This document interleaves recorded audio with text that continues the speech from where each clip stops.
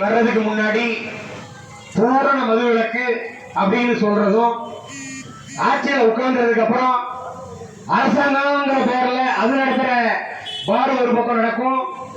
நீங்க கட்சி நிர்வாகிகளும் கலாச்சாரத்தை விற்பாங்கிற ரெட்ட விஷம் ஏன் போட்டுக்கிட்டு இருக்கீங்க? பொதுமக்களும் பல்வேறு எதிர்கட்சிகளும் பூரணமா மதுவிலக்கை கொண்டு வாங்கன்னு கேட்கும் போது அரியணையில உட்கார்ந்ததுக்கு அப்புறம் நீங்க சொல்லக்கூடிய பதில் என்ன அப்படின்னா, அவங்களோட உயிர் போயிடும், இந்த மதுப்பிரியர்கள் இறந்து போயிடுவாங்க, அவங்களை காப்பாற்ற முடியாது, அவங்களுக்காக தான் இந்த அரசாங்கமே இந்த மதுவான கடைகளை திறந்து வச்சிருக்கோங்கிற ஒரு பொய்யான போலியான அறிக்கையை கொடுத்துட்டு இருக்கீங்க. விஞ்ஞானம் எவ்வளவோ வளர்ந்துகிட்டு இருக்கு, எவ்வளவோ மருத்துவ வசதிகள் இருந்துகிட்டு இருக்கு. எந்த கூட்ட சொன்னா குடியாக போய் உடனே செத்து போயிடுவான்னு சொல்லி மருத்துவ முறைகள் எந்த நேரமும் அவங்களை காப்பாற்றுறதுக்கு தயாரா இருக்கு. இன்னைக்கு கூட நீங்க மதுக்கடைகளை எந்த மதுப்பிரியர் செத்து போறாங்கல்ல நாங்க பாக்குறோம். அவர்களுக்கு சிறப்பு மருத்துவ சிகிச்சை அளிக்கிறதுக்கு எவ்வளவோ படித்த மருத்துவர்கள் தயாரா இருக்காங்க. சும்மா மக்களை ஏமாத்திக்கிட்டு சும்மா ஒரு பொய்யான காரணத்தை திமுக அரசாங்கம் சொல்லக்கூடாதுங்கிறத இந்த நேரத்தில் கூறிக்கொள்கிறேன்.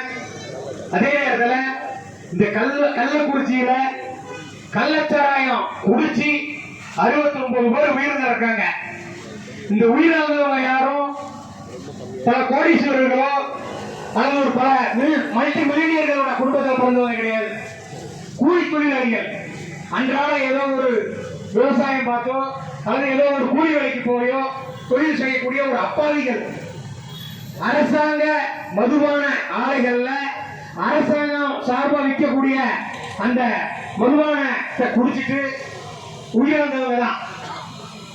அரசாங்கம் கொடுக்கக்கூடிய மதுபான விலை அதிகமா இருக்கு, சரி அதை வாங்கி குடிக்கிறது கூட வழி இல்லாம குடிச்சிருந்தவங்க தான் அந்த அப்பாவிகள்.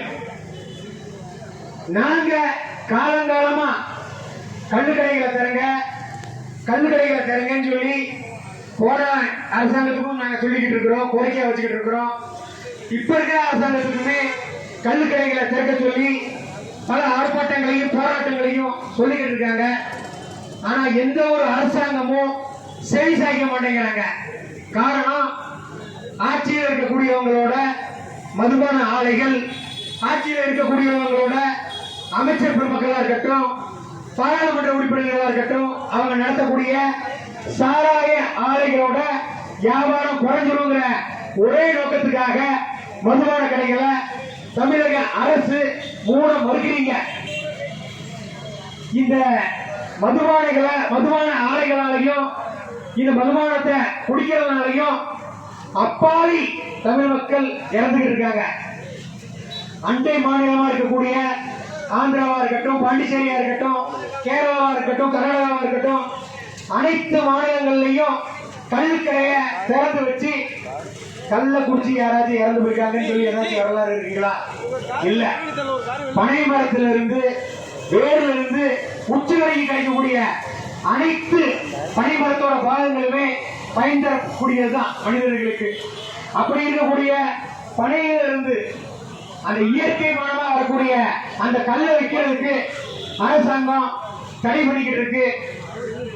தயவு செய்து தமிழக அரசாங்கம், மாண்புமிகு தமிழக முதல்வர் மு.க. ஸ்டாலின் அவர்கள் உடனடியாக கள்ளுக்கடைகளை திறக்க உத்தரவிட வேண்டும்.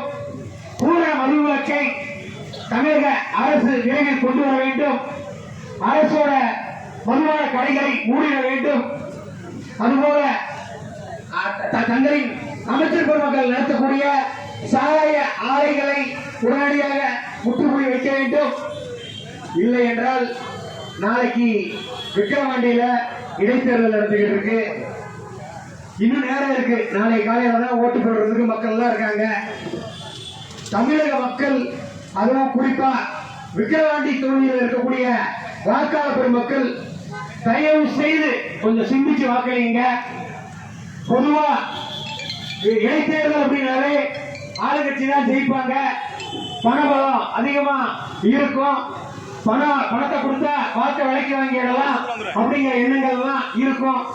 அதனால எதிர்கட்சிகள் கூட போட்டி போடாம விலகி நிற்கக்கூடிய இந்த இடைத்தேர்தலில் விக்கிரவாண்டி வாக்காளர்கள் இந்த கள்ளச்சாராய செலவுனால உயிரிழந்த அந்த 69 பேரோட குடும்பத்தை கொஞ்சம் நினைச்சு பார்த்து, இந்த சாராயத்தினால மதுபான ஆலைகள்னால தமிழக மக்கள் பாதிக்கப்படக்கூடிய இந்த அவலங்கள் எல்லாம் நினைச்சு பார்த்து, இந்த ஆளுகிற திமுகவுக்கு ஒரு பாடமா விக்கிரவாண்டி இடைத்தேர்தலில் தோல்வியை கொடுக்கணும் அப்படிங்கறத இந்த ஆர்ப்பாட்ட கூட்டத்தின் வாயிலா தமிழக மக்களுக்கும் விக்கிரவாண்டி தொகுதி இடைத்தேர்தலில் வாக்களிக்கக்கூடிய வாக்காளர் பெருமக்களுக்கும் கோரிக்கையை வைத்துக் கொள்கிறேன். மீண்டும் ஒரு முறை தமிழக மாண்புமிகு முதல்வர் மு க ஸ்டாலின் அவர்களுக்கு ஒட்டுமொத்த நாடார் சமுதாயத்தின் சார்பாகவும் இந்த தமிழ்நாடு வியாபாரிகள் சங்க பேரவையின் சார்பாகவும் இங்கு குழுமி இருக்கக்கூடிய கண்டன ஆர்ப்பாட்டக்காரர்களின் சார்பாகவும் கேட்டுக்கொள்வது என்னவென்றால், உடனடியாக அரசு மதுபான கடைகளை மூட வேண்டும், கல்வி கடைகளை திறந்திட அரசு நடவடிக்கை எடுக்க வேண்டும் என்று கூறி வாய்ப்பளித்த அண்ணன் அருண்குமார் அவர்களுக்கு நன்றி கூறி விடைபெறுகிறேன். நன்றி, வணக்கம்.